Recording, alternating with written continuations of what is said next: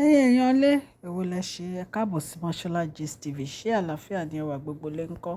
Gist tèmi tí a gbọ́ wọn ní Dr. Lizzie wọn ni wọ́n bá Queen Naomi sọ̀rọ̀ lórí ọ̀rọ̀ tó ń ṣẹlẹ̀, ìpè gbogbo ìjà tí àwọn ń jà ẹ̀, ìpè ìjà Queen Naomi ni, ìpè nǹkan tó dẹ̀ ṣẹlẹ̀ sí àwọn, ìpè kì í ṣe nǹkan tó kéré lórí ìjà tí àwọn ń jà ẹ̀, ìpè àwọn rí lójú oorun wípé wọ́n gbá àwọn nínú, wọ́n ní oyún 2 months tó wà nínú àwọn, wọ́n ní bó ṣe bàjẹ́ nìyẹn. Èèyàn lé wọ́n ní lórí ọ̀rọ̀ Queen Naomi dẹ̀ ni àwọn fi pàdánù oyún yẹn. Ó mà ṣe o. Ọlọ́run á ṣe mí fún yín Dr. Elizabeth. Ẹ máa fi inú ṣoyún, ẹ máa fi ẹ̀yìn gbọ́mọ pọ̀n fún bàbá wa erin ńlá ní agbára Ọlọ́run. Ó dùn mí o. Ẹ̀yin náà mọ̀ pé Dr. Elizabeth ń wá ọmọ, ṣùgbọ́n wọ́n ní nǹkan tó ṣẹlẹ̀ nìyẹn pé àwọn èèyàn burúkú, àwọn ni wọ́n fi ọwọ́ gbá wọn nínú lójú oorun. Èèyàn lé ẹ̀rí pé ilé ayé yìí lágbára lórí pé èèyàn tó ń gbìjà èèyàn, òun ni gbogbo wàhálà ìṣẹ̀lẹ̀.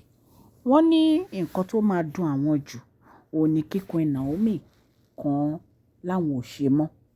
Wọ́n ní ìjà yìí àwọn jọ máa jà tán ni. Ìjà tiẹ̀ ti parí. Ní orúkọ Jésù, ìjà ti parí. Ẹ̀yin èèyàn lé, ẹ̀yin náà rí pé gbogbo àwọn olórí yìí, gbogbo wọn ti lọ sí olórí mansion, èyí tí kábíyèsí rà fún wọn. Wọ́n dẹ̀ ti fún wọn ní restriction yìí pé tí wọ́n bá ní nǹkan ṣe nínú palace, wọn lè wá sí inú palace. Nǹkan tá a gbọ́ nìyẹn o.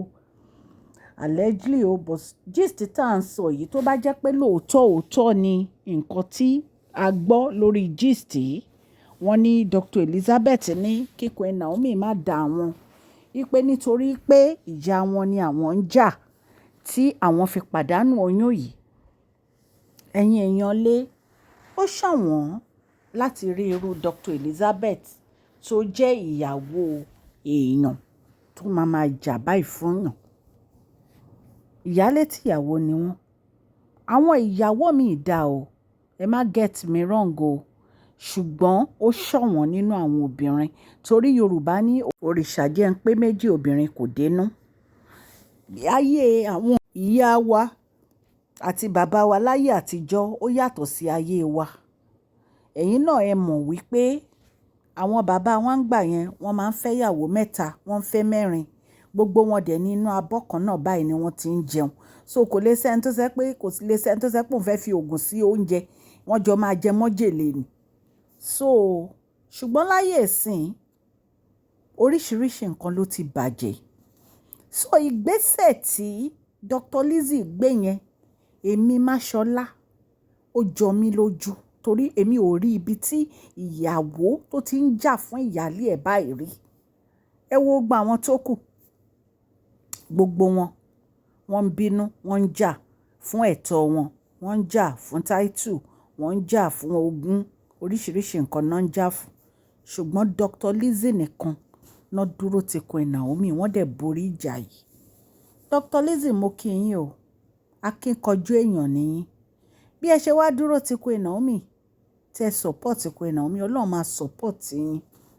Ẹ máa fi inú yín báyìí, ẹ máa fi lóyún fún kábíyèsí, ẹ dẹ̀ máa fi ẹ̀yìn, ẹ máa fi gbọ́mọ pọ̀ ní àṣẹ Ọlọ́run.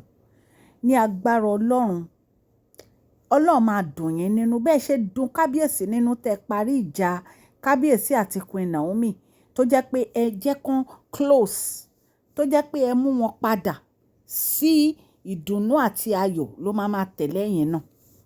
Ní agbára Ọlọ́run, inú mi dùn sí Dr. Elizabeth o.